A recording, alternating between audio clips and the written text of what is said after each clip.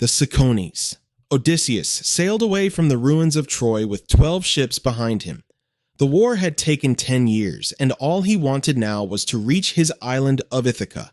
His first landfall was a coastal town called Ismarus, home of a people named the Cicones. His men stormed it, burned it, and carried the women and the treasure down to the ships.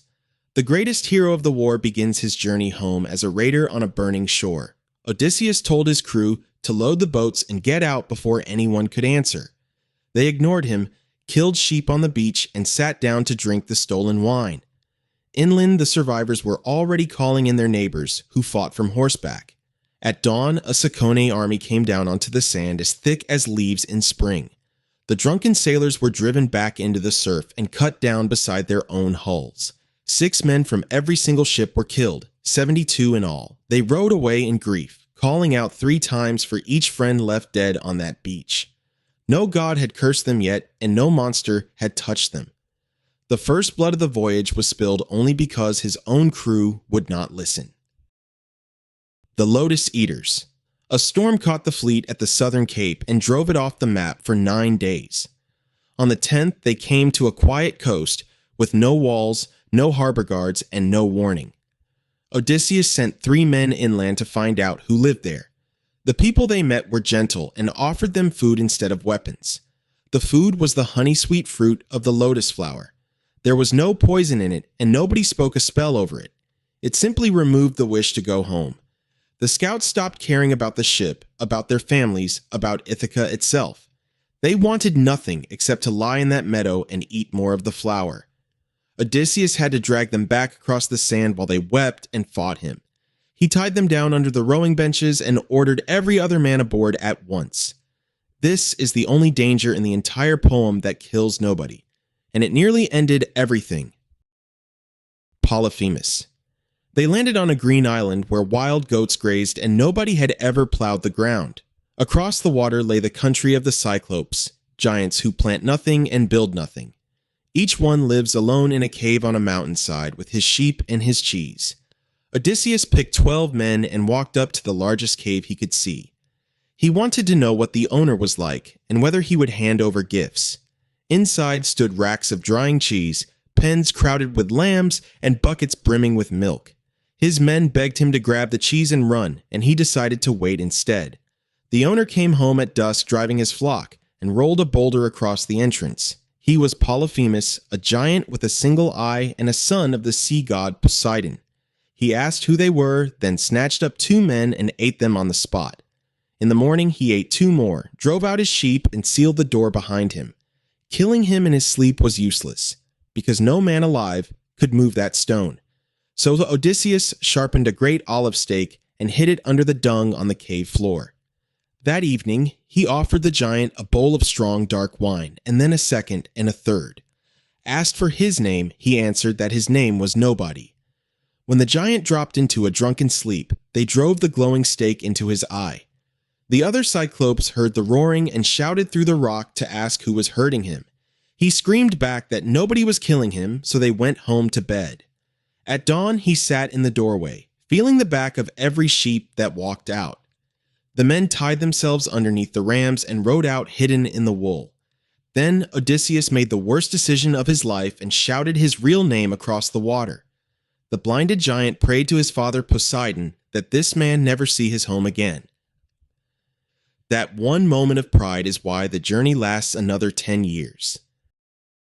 The Bag of Winds. Next came a floating island ringed by an unbroken wall of bronze. It belonged to Aeolus, the man the gods had appointed keeper of all the winds. He lived there with his 6 sons and 6 daughters, feasting at the same table every day. He welcomed Odysseus warmly and listened to the whole story of Troy for a month. As a parting gift, he caught every storm wind and sealed them inside a bag made from an ox's hide. He lashed the bag to the deck with a bright silver cord. Then he left only the gentle west wind loose to push the ship straight home. For 9 days and nights, Odysseus held the steering oar himself and never once slept. On the 10th day, Ithaca came into sight, close enough to see men tending fires on the shore. There, finally, he closed his eyes. His crew had watched him guard that bag for the entire voyage and decided it was gold. They untied the silver cord while he slept. Every wind burst out at once and blew the ships all the way back to Aeolus. This time, the Wind King drove them from his door, saying no man so hated by the gods can be helped. The Laestrygonians. 6 days of hard rowing brought them to a harbor with a narrow mouth between 2 cliffs. Inside, the water lay perfectly flat, with no swell and no waves at all. 11 captains sailed straight in and moored side by side in the calm. Odysseus alone tied his ship to a rock outside the entrance. That single decision is the only reason this story has anyone left to tell it. He sent 3 men up to find the people of the land. They met a girl drawing water, who cheerfully pointed them to her father's house. Her mother was inside, and she was as tall as a mountain peak. The king seized one of the scouts and began preparing him for dinner. The other 2 ran, and the king raised the alarm across the whole city. Thousands of giants gathered on the cliff tops above that quiet harbor. They threw boulders down until the ships below were smashed into splinters. Then they speared the swimming men like fish and carried them away to eat. 11 ships and every crew aboard them died in minutes, without a single blow struck back. Odysseus cut his rope and escaped with one ship, and the fleet was gone forever. Circe. The one surviving ship reached Aea, a wooded island with smoke rising from somewhere inland. Odysseus split the crew in 2 and drew lots to decide who would go and look. 22 men walked inland under an officer named Eurylochus. In a clearing they found a house of dressed stone with wolves and lions lying outside. The beasts did not attack. They fawned like dogs, because they had all once been men. Inside, a woman was singing at an enormous loom. She was Circe, a goddess and a witch, and she cheerfully invited them in to eat. She mixed cheese, barley, and honey into wine and stirred a drug into the bowl. One touch of her wand turned the men into pigs, penned in the yard and thrown acorns. Their bodies changed completely, and their minds stayed human inside them. Only Eurylochus had waited outside, and he ran back to the ship in tears. Odysseus went up alone to face her, and the god Hermes stopped him on the path. Hermes pulled up a plant with a black root and a white flower, and called it moly. It made the drug harmless, so when she struck him with the wand, nothing happened at all. Circe swore a great oath to do him no harm and turned his men back into men. They then stayed in her hall, eating and drinking, for 1 entire year. It was his own crew who finally had to remind him that he had a home to get back to. The land of the dead. Circe told him he could not sail home until he had questioned a dead prophet. So they sailed to the edge of the world, where the river ocean runs around it. They landed among the Cimmerians, a people whose country the sun never reaches. Here is the detail that almost every retelling gets wrong. Odysseus never goes down into the underworld. He stays on the shore, digs a pit the length of his forearm, and calls the dead up to him. He poured out milk and honey, then sweet wine, then water, and scattered white barley over it. He cut the throats of a black ram and a black ewe so that the blood ran into the pit. The dead came swarming out of the dark, and only that blood could make them speak. He had to hold the crowd back with his drawn sword until the prophet Tiresias drank first. Tiresias warned him about an island of cattle that must never be touched. He also told him that reaching Ithaca would not be the end of it. One day he must walk inland with an oar on his shoulder, far from any coast. When a stranger asks why he is carrying a winnowing fan, he must plant the oar in the ground. Only then, with a sacrifice, would Poseidon finally let him rest. Behind the prophet stood his own mother, who had died of grief waiting for him to come back. 3 times he tried to hold her, and 3 times she slipped through his arms like smoke. He met Achilles, the greatest fighter of the war, now a king among the dead. Achilles told him he would rather be a poor man's farmhand alive than a king down here. The Sirens. Circe warned him about the next danger before she let him leave her island. Singers sit in a meadow beside the sea and call out to every ship that passes. Homer never once says what they look like. He never calls them birds, and he certainly never calls them fish. The bird bodies come from Greek vase painters a century later, and the mermaid tale is medieval. In the poem itself, they are only a voice in a field of flowers. Around them lies a great heap of bones with the shriveled skin still on them. What they offer is not love, and it is not beauty. They sing that they know everything that happened at Troy and everything that happens on earth. It is a trap baited with knowledge, aimed precisely at a curious man. Odysseus cut up a large round of beeswax and kneaded it soft in the sun. He plugged the ears of every man aboard. Then he had himself lashed upright against the mast, hand and foot. He ordered them to tie him tighter if he begged to be released. The wind dropped, the sea went flat as a table, and the singing started. He fought the ropes and screamed to be let go, and his deaf crew only bound him harder. He is the only man in the story who hears that song and lives. Scylla and Charybdis. Circe had offered him a choice of 2 routes home, and both of them were bad. One was a pair of clashing rocks that crush any ship caught between them. The other was a narrow strait with a monster on either side. On one side was Charybdis, who is not a creature at all but a mouth in the sea. 3 times a day she swallows the water down, and 3 times she spits it back up. When she sucks, the black sand of the seabed shows at the bottom of the funnel.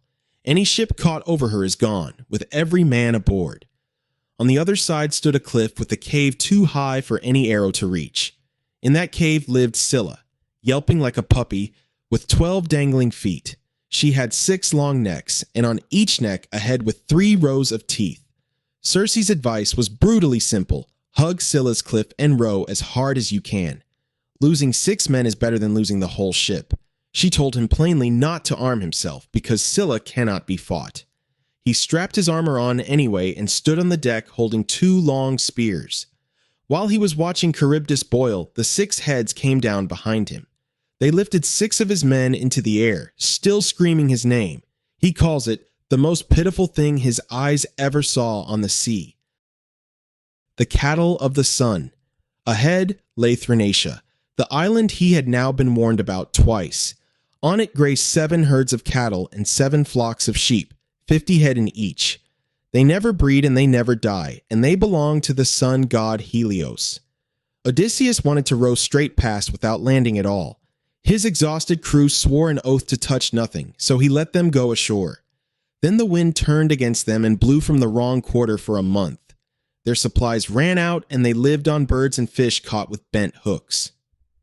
One day Odysseus walked inland to pray and fell asleep. While he slept, Eurylochus told the starving men that any death is better than hunger. They rounded up the finest cattle on the island, killed them, and set the meat roasting.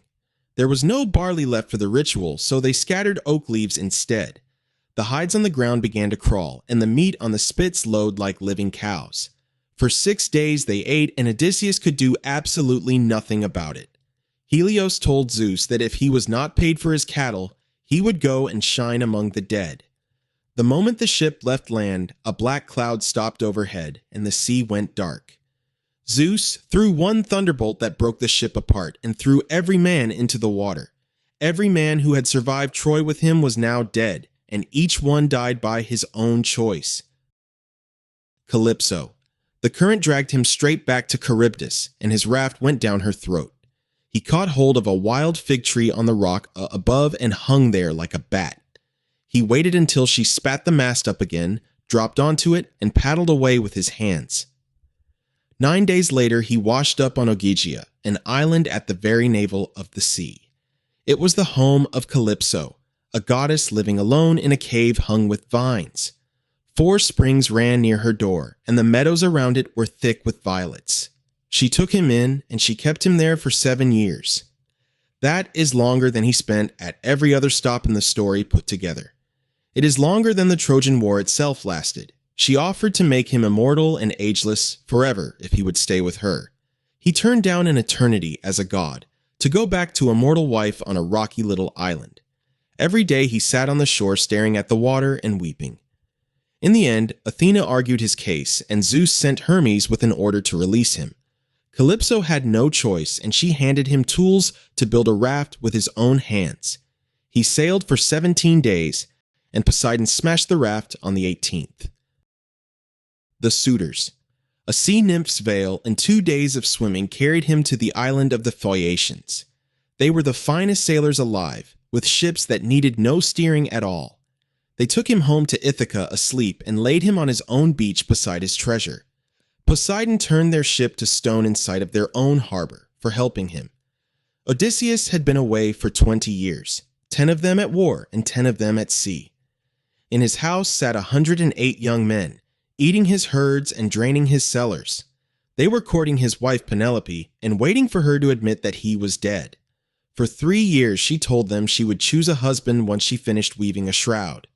Every night she quietly unpicked the work she had done that day. Athena disguised Odysseus as an old beggar so he could walk into his own hall unrecognized.